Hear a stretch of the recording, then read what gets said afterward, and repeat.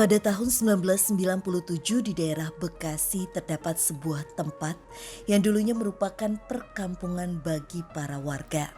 Namun pada akhirnya harus mengalami penggusuran demi dijadikan tambang pasir. Kalau ini dulu perkampungan ya, perkampungan kecil hanya ada beberapa rumah. Tahun 96-97 digusur karena mau dibikin pertambangan pasir. Hanya mampu beroperasi selama beberapa tahun saja. Tambang pasir yang memang memiliki kantor di tempat itu akhirnya harus mengalami gulung tikar. Namun ternyata ketika tempat ini masih beroperasi terdapat begitu banyak gangguan yang diterima oleh karyawannya. Bahkan banyak warga yang merasa ketakutan ketika lewat di area tempat ini. Ya banyaklah kejadian aneh gitu. Intinya kalau orang aja nginep di sini, dia pasti pas bangun udah kagak sadar, artinya kayak kesurupan. Tak hanya gangguan berupa kesurupan saja, nyatanya pernah ada karyawan yang meregang nyawa di tempat ini. Bahkan hingga beberapa waktu sosok karyawan itu sempat mengganggu beberapa karyawan lainnya. 97 dibangun, terus 98 jalan sampai pertengahan 99 akhir ada kecelakaan di belakang. Salah satu karyawannya keruk beko. Lantas, mampukah penelusuran kami malam ini mengungkap seluruh misteri yang selama ini beredar di area tempat ini? Apakah benar karena gangguan makhluk astral atau malah karena memang kesalahan dari para manusia yang ada di sekitar tempat ini?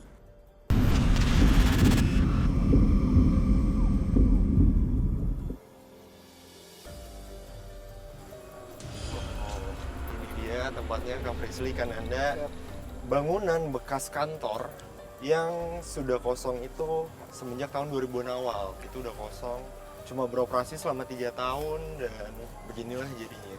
Iya. Tapi pas ya, Hah? Visi, pada saat kita menuju ke dalam begitu, saya sempat untuk coba men-flashback ya, flashback sedikit, bahwasanya dekat bangunan ini ada pemakaman, tapi sebagian sudah diangkat itu. Oh, sudah dipindahkan. Ini kita bisa langsung masuk? Iya, bisa. Kami pun memasuki salah satu bangunan yang menjadi bagian dari kantor dari bekas tambang pasir ini. Oke. Ya, tapi kalau untuk sosoknya sendiri nih di bangunan pertama ini, itu udah ada sosok apa aja? Mungkin Kak Frisly atau Kananda yang Kalau di udah sini, melihat gitu. di sini sih saya udah melihat, mungkin udah jam 6 ya, Iya. udah pergantian waktu. Di sini ada sosok wanita dengan menggunakan kemben dengan sanggulan, disanggul juga. Dia bilang sempat ada kejadian bahwasanya dia itu kayak ditanam di lahan sini pasien. Pada saat aku bertemu dengan sosok wanita yang menggunakan kebaya, jujur aku masih belum merasakan ketakutan apa-apa karena dari penjelasan Kananda pun sosok ini tuh bukanlah sosok yang negatif dan mengganggu, cuma memang dari bangunannya sih waktu aku masuk serem, tapi kebantu juga mungkin karena sore hari gitu. Jadi rasa penasaran aku masih lebih tinggi dari rasa takut aku. Itu tergambar dengan jelas, Fasya. Kalau area sini, ini seperti ada sofa yang memanjang gitu, berwarna coklat, dan itu posisinya tuh kayak letter L. Iya, letter L gini, memanjang dari sini ke sini. Dan memang pada saat sofa itu masih ada atau tempat duduk itu ada, banyak sekali makhluk yang sengaja berada di situ. Kan memang lagi-lagi para pekerjanya laki-laki, dihuni oleh laki-laki. Dan ternyata pada masa ini menjadi tempat yang aktif, mereka tuh masih bener-bener suka banget ngegangguin. Jadi kalau misalnya katakanlah kita sebelum menuju dapur, itu akan ada sosok yang seperti melihat aja gitu Fasya dari sini. Dia ngasih unjuk, dia ngeliat, dan dia memberikan energinya tuh kalau misalnya mungkin orang yang kurang peka, yang gak akan ngerasain apa-apa, tapi jadinya tuh sakit di bagian area leher.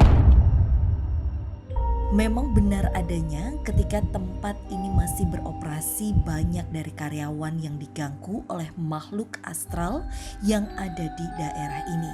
Ya kalau di kantornya sering, ya seperti pembantu segala macam, ada gangguan-gangguan gaib-gaib gitu.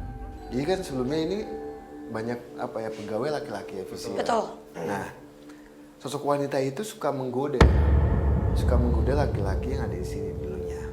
Pada saat laki-laki itu kayak mengikuti itu wanita Ke arah sana gitu ya. Itu akan ada suatu kejadian yang mungkin dialami sama pegawai laki-laki itu. Oke, tapi dari tadi penjelasan Kak Frisly sama Kananda itu banyak sosok wanita di tempat ini yang memang mengganggu laki-laki ya di tempat ini. Tapi kalian tuh tahu nggak sih alasannya kenapa emang mereka cenderung mengganggu laki-laki? Langsung kita coba tanya aja sebentar ya. Frisly mencoba untuk berkomunikasi dengan sosok yang ada di sini. Kalau dibilang alasannya, itu karena memang para pekerja kan pastinya mengalami kayak kelelahan. Dan capeknya itulah merupakan hal yang dimanfaatkan oleh makhluk ini untuk mengganggu. Selain tadi yang katakan Anda menunjukkan secara fisik menjadi perempuan, dia tuh sering masuk ke mimpi. Maaf ya, tapi sampai membuat laki-laki mengalami mimpi dewasa. Lalu ternyata akibatnya adalah sakit. Dan itu pasti sakitnya itu lebih dari 3 hari. Apakah ada sosok lain yang memang mengganggu juga? Jelas ada. Apalagi tadi kan Anda udah komunikasi dan dia sudah memberitahu sedikit gambaran bahwa adanya peristiwa. Betul. Coba yuk. Sebenarnya masih banyak lagi sih Pas ya. Mungkin kita coba Sambil explore lagi ya gitu. Kami pun mencoba untuk melanjutkan penelusuran menuju area lain dari kantor ini. Pas ya Visi. Ya. Jadi pas kita mulai ke depan, saya sedikit melihat sosok di pohon situ, tapi udah menghilang sih. Kayak dia kayak melayang ke sana, ke dalam sini. Ke dalam sini. Iya. Coba. Dan melihat adanya sosok yang terbang menuju salah satu bangunan. Kami pun mencoba untuk mendekati sosok tersebut.